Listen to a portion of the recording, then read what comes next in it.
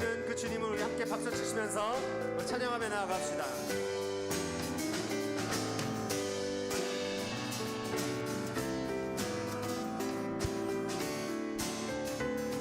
내가 매일 기쁘게, 내가 매일 기쁘게 순례의 길에 가는 주의 팔이 나를 안보하며 내가 주의 큰 복을 받는 참된 비결은 주의 영이 함께하니. 다시 한번 내가 매일 기쁘게, 내가 매일 기쁘게 순례의 길에 가는 주의 팔이 나를 안보하며 내가 주의 큰 복을 받는 참된 비결은 주의 영이 함께하니. 성령이 계시네, 성령이 계시네, 할렐루야 함께하시네.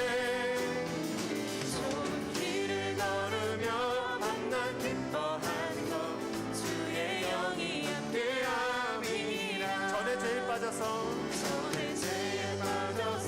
평안함이 없을 때 예수 십자가의 공로 힘입어 그 발 아래 엎드려 찾는 평화 얻는 주의 영이 함께. 우리 3절도 고백합시다. 나와 동행하시고, 나와 동행하시고 모든 염려하시니 나는 숲의 새와 같이 기쁘다. 내가 기쁜 마음으로 주의 뜻을 행하는 주의 영이 함께함이라. 우리 함께 선포합시다. 성령이 계시네, 성령이 계시네, 할렐루야 함께하시네.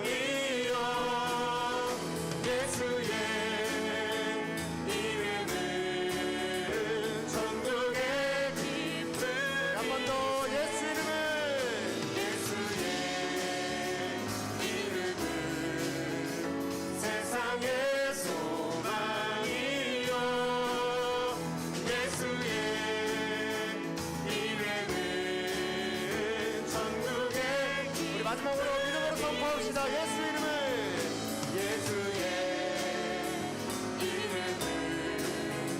세상의 소망이여. 예수의 이름은 천국의 기쁨일세. 우리의 소망 되시는 예수 그리스도 그 이름을 찬양합니다. 할렐루야.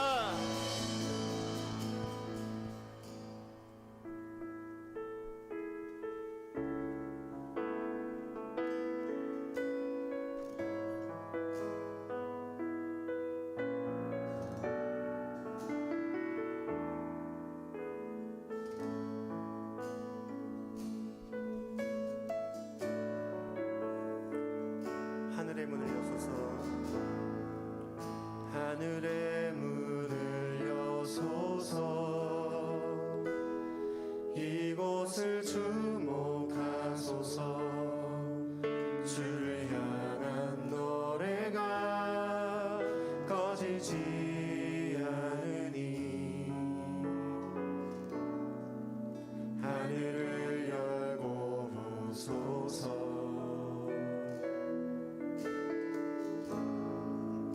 이곳에 임재하소서. 주님을 기다립니다. 기도의 향기가 하늘에 닿으니. 주여 임재하여 주소서. 이곳에 오셔서 이곳에 앉으소서. 이곳에서 드리는 예배를 받으소서. 주님의 이름이, 주님의 이름만이, 오직 주의 이름만 이곳에 있습니다.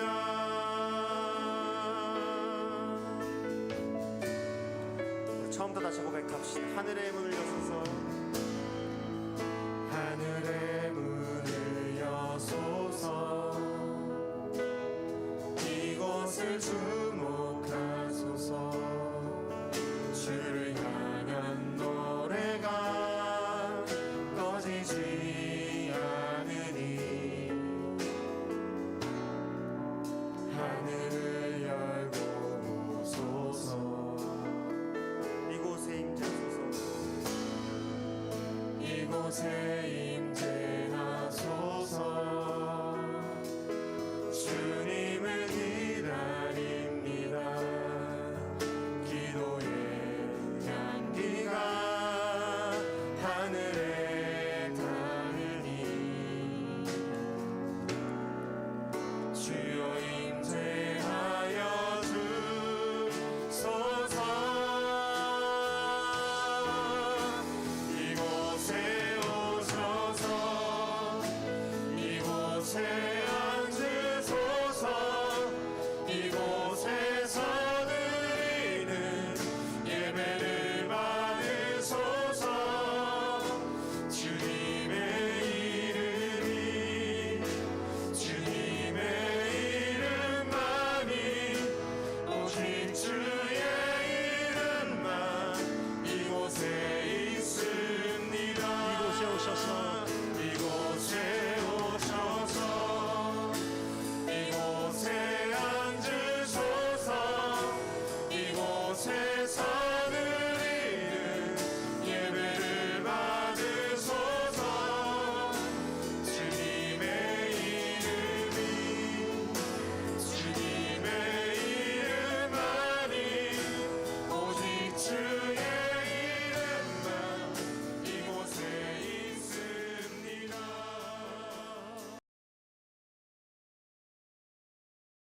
오늘 우리에게 주시는 하나님의 말씀은 로마서 8장 30절입니다.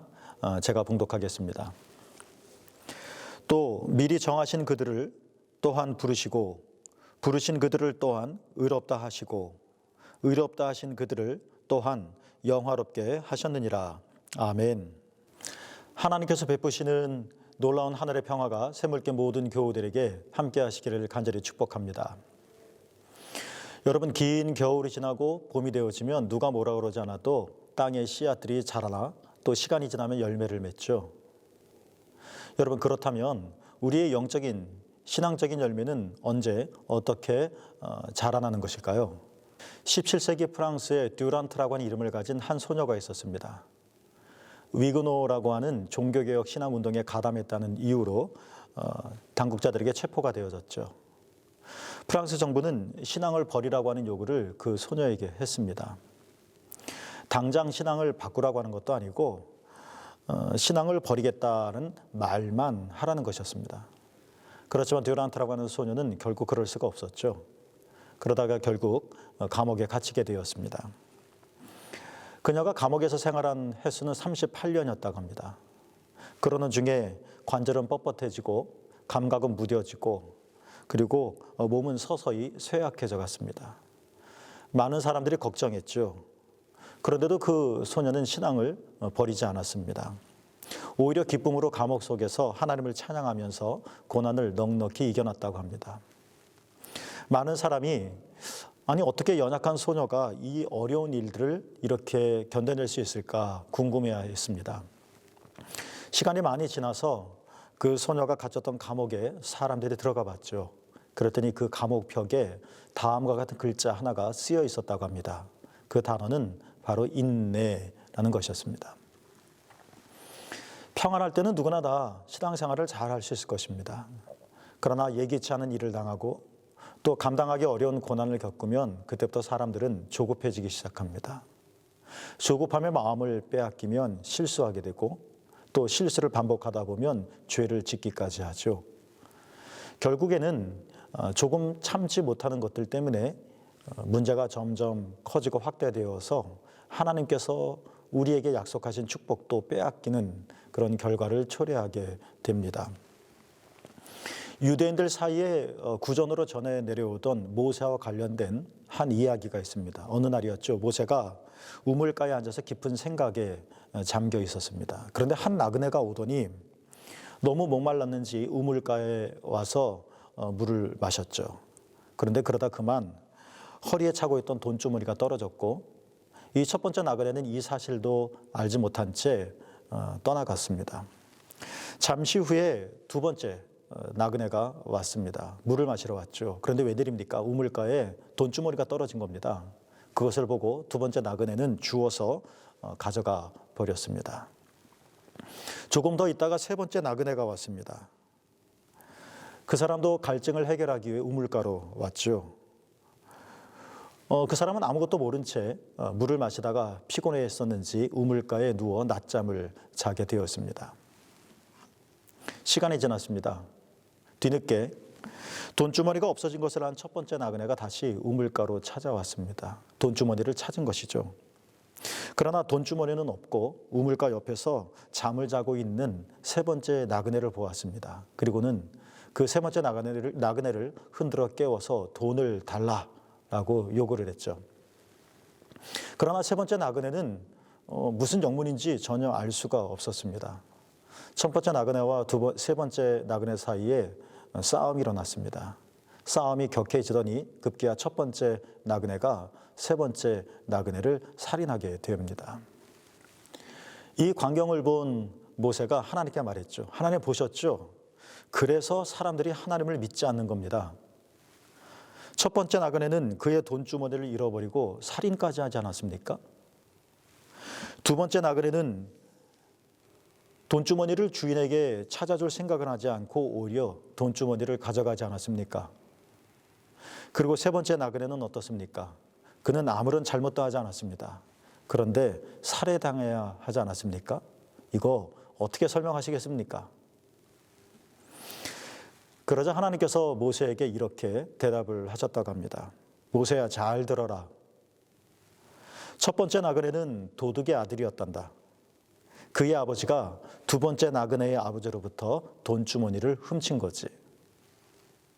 두 번째 나그네는 바로 그 돈주머니를 찾으러 다니는 중이었단다. 그리고 세 번째 나그네는 살인자였다. 그가 범한 악행은 드러나지 않았다. 그는 당연히 받아야 할 형벌을 첫 번째 나그네로부터 받은 거란다. 그러면서 하나님께서 모세에게 타이르듯이 이렇게 말씀을 하셨다고 합니다. 모세야, 앞으로는 내가 이해하지 못하는 상황 속에서도 귀중한 의미와 정의가 흘러나온다는 것을 꼭 믿도록 하여라 라고 말이죠. 여러분, 한밤중에 전화가 걸려왔다고 생각해 봅시다. 그 전화가 여러분의 단잠을 깨웠습니다. 그러면 여러분은 화가 날 겁니다. 그런데 만약 그 전화가 우리 집 지하실에 화재가 났다는 것을 알려주는 신호라고 우리가 믿는다면 그 한밤중에 낯선 전화 소리로 잠을 깬 것으로 인하여 우리는 화를 내지 않을 것입니다. 우리가 알고 있고 또 우리가 믿고 있는 것이 있기 때문에 그렇습니다. 조급함이란 무엇이냐? 그것은 우리가 하나님의 때와 또 하나님의 선하신 인도하심을 믿지 못할 때, 의심할 때 생기는 불신앙의 한 종류입니다. 반면에 인내란 어떤 것인가? 그것은 우리가 겪는 많은 지체됨 또는 이해할 수 없음, 그럼에도 불구하고 하나님께서 우리를 위해서 무엇인가 선한 일을 지금도 하고 계시다 하는 사실을 신뢰하는 것, 그것이 바로 인내인 것이죠. 오늘 본문에 보면 29절과 30절에 사도 바울이 5개의 매우 중요한 동사를 언급하고 있습니다. 첫 번째 단어는 어떤 것입니까? 하나님께서는 우리가 하나님을 알기 전에 이미 우리를 알고 계셨다라고 말씀을 하십니다. 이것은 사도 바울의 말뿐만 아니죠. 오래전 하나님께서 예레미야를 부르시면서도 이런 말씀을 하셨습니다. 내가 너를 모태에 짓기 전에 너를 알았다라고 말이죠. 바울이 언급한 두 번째 중요한 단어가 있습니다. 하나님은 이렇게 우리를 미리 아셨을 뿐만 아니라 우리를 미리 정하셨다라고 말이죠. 세 번째 단어는 하나님은 우리를 사랑하시고 구원하시기로 미리 정하셨을 뿐만 아니라 사랑과 구원의 자리로 우리를 부르셨다는 것입니다. 이 세 번째 단어까지만 우리가 연결해 보면 우리를 아신 하나님께서 우리를 정하시고 우리를 정하신 하나님께서 우리를 부르셨다 하는 것이죠. 오래전 이사야가 이렇게 말씀을 하셨죠. 내가 너를 지명하여 불렀나니 너는 내 것이라. 하나님께서, 우리를 아신 하나님께서, 우리를 정하신 하나님께서 우리를 부르셨다는 것입니다. 30절 말씀에 보면 네 번째 단어와 다섯 번째 단어가 나옵니다. 네 번째 단어는 무엇인가요? 우리를 부르신 하나님께서 십자가의 은혜로 우리를 의롭다 하셨다는 것입니다. 그리스도 예수 안에서 우리를 하나님의 자녀로 삼아주셨다는 것이죠. 그래서 사도 바울은 에베소서 1장 5절에 이렇게 고백을 했습니다. 그 기쁘신 뜻대로, 하나님의 뜻이 있는 거죠. 하나님의 선하신 뜻이 있는 겁니다. 그 기쁘신 뜻대로 우리를 예정하사 예수 그리스도로 말미암아 자기의 아들들이 되게 하셨다. 하나님의 뜻은 무엇입니까? 우리를 하나님의 자녀가 되게 하셨다는 것입니다. 마지막 가장 중요한 다섯 번째 단어가 30절에 나옵니다. 그것은 우리를 의롭게 하신 하나님께서 이제 우리를 영화롭게 하실 것이다 라는 것입니다. 정리할까요? 우리가 하나님을 알기 이전에, 훨씬 이전부터 하나님은 여러분을 미리 아셨습니다. 여러분을 아신 하나님께서는 미리 여러분을 정하셨습니다. 세 번째, 여러분을 아시고 여러분을 정하신 하나님께서는 여러분을 부르셨습니다. 그리고 네 번째, 그 부르신 하나님이 그리스도 예수 안에서 여러분을 의롭다 하시고, 다섯 번째, 의롭다 하신 하나님께서 여러분을 영화롭게 하실 것이다 라는 것입니다. 이 다섯 개의 단어의 순차적인 의미를 연결지어서 우리가 잘 묵상해 보았으면 좋겠습니다. 하나님은 우리를 아시고 우리를 부르시는 순간부터 이미 우리를 영화롭게 하실 계획을 가지고 계시다는 것입니다. 하나님은 우리를 아시고 우리를 정하시고 우리를 부르신 이후에 이제 뭘 할까 고민하다가 어떻게 행하시는 것이 아니라 여러분을 아시고 여러분을 정하시고 여러분을 부르실 때부터 이미 그리스도 예수 안에서 여러분을 의롭다 하여 하나님의 자녀로 삼아주시고 더 나아가 여러분을 그때에 하나님 앞에서 영화롭게 하실 것이다 라는 것이죠. 여러분 이것을 어떻게 하냐고요? 이것은 믿음으로 가능합니다. 우리가 하나님을 신뢰하는 데서 나오는 확신인 것이죠. 17세기 프랑스 소녀 듀란트처럼 인내라고 한 단어를 우리의 마음의 벽에 새기고 사람들이 우리에게 어떠한 일을 하더라도 우리는 하나님을 신뢰하는 겁니다. 하나님이 나를 아셨다면 마지막 하나님이 그때 우리를 영화롭게 하실 것이다. 하나님께서 여러분을 정하시고 여러분을 부르셨다면 그 하나님께서 또한 여러분을 의롭다 하시고 여러분을 영화롭게 하실 것입니다. 우리는 이 5가지 단어 중에 지금 어느 시점에 살고 있습니까? 첫 번째 단어이든 두 번째 단어이든 아니면 세 번째, 네 번째 단어이든 그 단어에서 멈춤으로 그치는 것이 아니라 그 여러분을 하나님께서는 마침내 성령으로 영화롭게 하실 것입니다. 우리는 그 사이에서 아슬아슬한 삶을 살아갈 수도 있습니다. 과거가 후회스럽기도 하고 또 하루가 외줄타기 하듯이 정말 여러 가지 어려운 일들을 겪기도 하고 그리고 미래를 생각해 보면 불투명하여 걱정하기 쉬울 것입니다. 그러나 여러분 인내하며 확신합시다. 여러분 확신하면서 또한 인내합시다. 왜냐하면 하나님께서 여러분을 아시기 때문에 아신 여러분을 하나님께서는 영화롭게 하실 것입니다. 하나님께서 여러분을 정하셨기 때문에 그 하나님께서는 여러분을 영화롭게 하실 것입니다.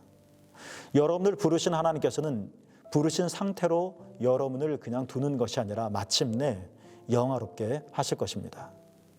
코로나 속에서 우리의 삶이 참으로 버겁죠. 그러나 여러분 하나님께서 성령으로 여러분과 함께 하셔서 지금도 여러분을 저 영화로운 자리에까지 이끌어 가십니다. 그 하나님의 섬세하고도 또 정확하시고도 따뜻한 계획하심과 손길을 우리가 경험하고 또한 확신하기를 축복합니다. 그래서 새물교 모든 식구들이 마침내 우리를 영화롭게 하신다는 그 하나님의 놀라우신 계획의 순간 그 자리에 서게 되어지기를 바랍니다. 그러니 여러분 하나님을 믿으십시오. 여러분 예수님을 믿으십시오. 그리고 그 믿음 안에서 평화롭게 걸어가시기를 우리 주님 예수님의 이름으로 간곡히 축복합니다. 기도드리겠습니다. 그리스도 예수 안에서 우리를 부르신 하나님을 믿습니다. 하나님께서 우리를 또 의롭다 하심도 믿습니다. 그리고 마침내 하나님께서 우리 샘물교회 한 명 한 명들을 연세가 많이 드신 노년에서부터 지금 막 태어난 어린 자녀에 이르기까지 한 명도 빠짐없이 우리가 처한 상황이 다 다양하지만 그 어떤 정도에 있더라도 상관없이 하나님께서 그리스도 예수 안에 있는 모든 교우들을 성령의 인도함을 받는 모든 교우들을 마침내 하나님의 영화로운 자리에까지 인도하실 것을 믿습니다. 나는 하나님의 선하심을 위하여 지음받은 자입니다. 나는 하나님의 영화로운 자리에 앉게 될 자입니다. 아버지 하나님, 샘물교 모든 교우들에게 주님의 보혈로 덮어주시고 성령의 강한 인도하심과 이끄심을 베풀어 주셔서 우리가 마침내 영화로운 자리까지 이르게 하여 주시고 그리스도 예수와 함께 거하게 하옵소서. 우리 주님 예수 그리스도의 이름으로 간절히 축복하며 기도하옵나이다. 아멘.